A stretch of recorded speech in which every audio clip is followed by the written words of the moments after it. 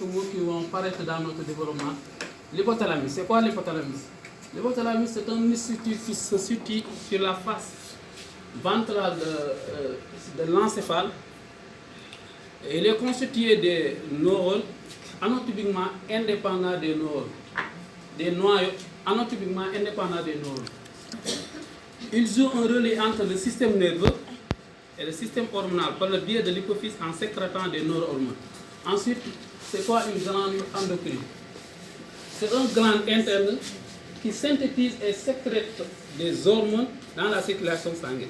Ensuite, l'hormone c'est une substance biologiquement active synthétisée par une glande dans le milieu intérieur.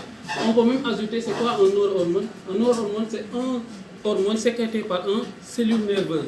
Ensuite, on va lister les différents types d'hormones qui existent. D'abord, l'amour parental.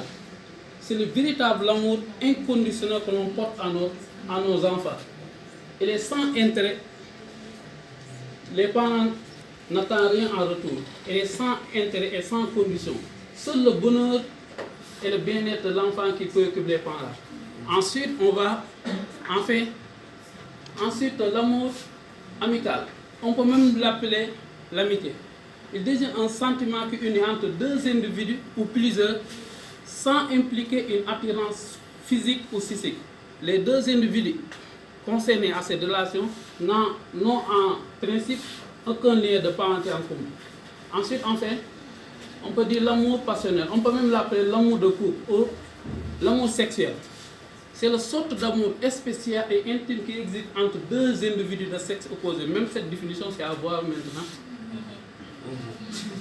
L'amour passionnel désigne un sentiment profond et spécial d'attachement, d'affection entre deux individus, d'affection entre un individu et son partenaire.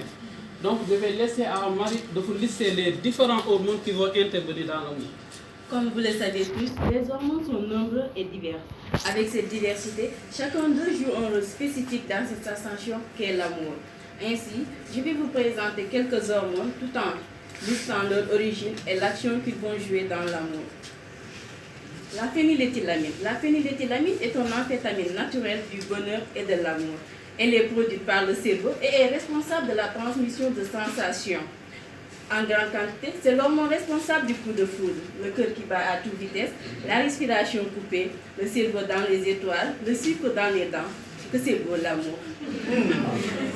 L'adrénaline. L'adrénaline est une hormone sécrétée par les glandes surrénales. Il provoque une accélération du rythme cardiaque et de la pression artérielle lorsqu'on est en face de la personne que l'on aime. L'adrénaline, c'est l'hormone qui renvoie les premiers effets de l'amour. La dopamine. La dopamine est une substance chimique qui sert de neurotransmetteur dans notre cerveau. La dopamine est la molécule qui se cache derrière nos comportements inavouables et nos désirs les plus secrets. La dopamine emprunte de nombreuses voies hormonales particulièrement importantes. L'ocytocine. L'ocytocine est un neuropeptide synthétisé par les noyaux paraventriculaires et supraoptiques de l'hypothalamus. Elle est synthétisée aussi par l'hypophyse et agit sur les muscles lisses de l'utérus et les glandes mammaires. L'ocytocine favorise ce comportement protecteur de la mère envers ses petits et l'attachement entre ces derniers. Elle a aussi un effet sur la générosité, la confiance, l'empathie, la sexualité, les liens conjugaux et sociaux. L'ocytocine est sécrétée en grande quantité lors de l'orgasme, d'où son nom d'hormone de l'amour. La vasopressine. La vasopressine est un peptide synthétisé de la même façon que l'ocytocine dans l'hypothalamus. La vasopressine joue un rôle spécifique dans les relations de couple en favorisant l'attachement à ces derniers et pas à une autre.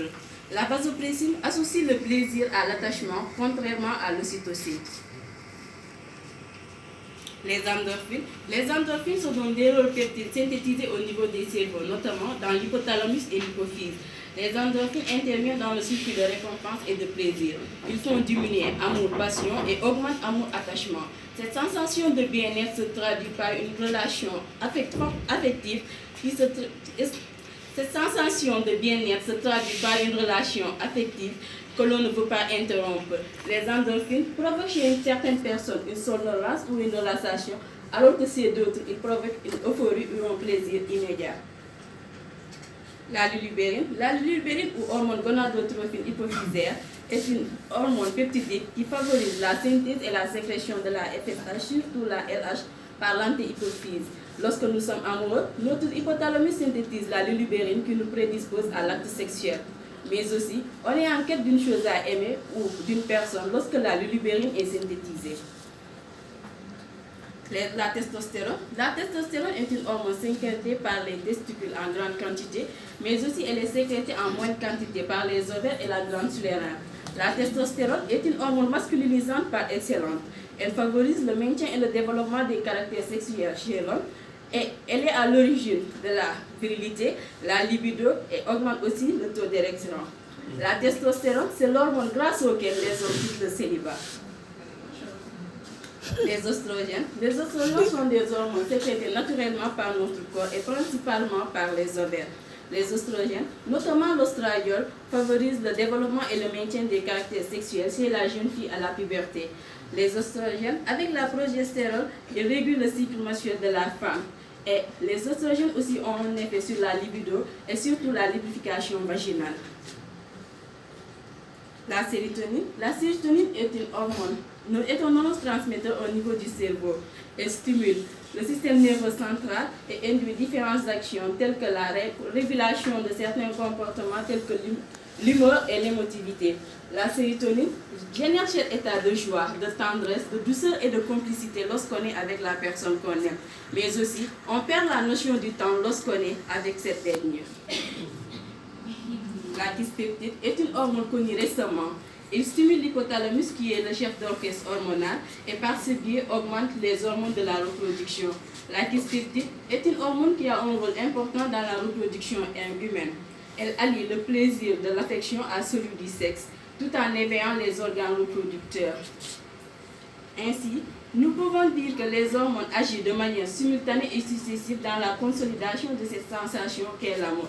Cependant, nous pouvons scinder ces différentes hormones en deux catégories, telles que les hormones de l'attachement et de la plaisir, qui sont la phényléthylamine, les endorphines, la vasopressine, la dopamine et la sérotonine.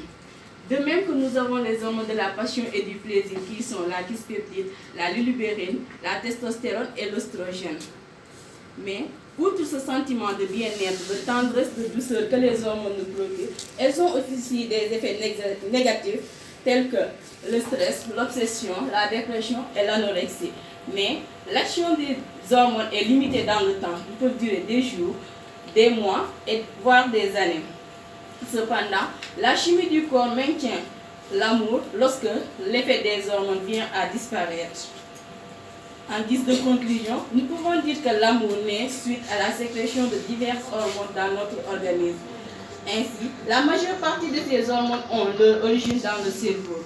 Il convient dès lors de dire que l'amour naît dans le cerveau et non dans le cœur. Ainsi, est-ce qu'il faudra toujours matérialiser l'amour par le cœur ou une partie du cerveau? Merci.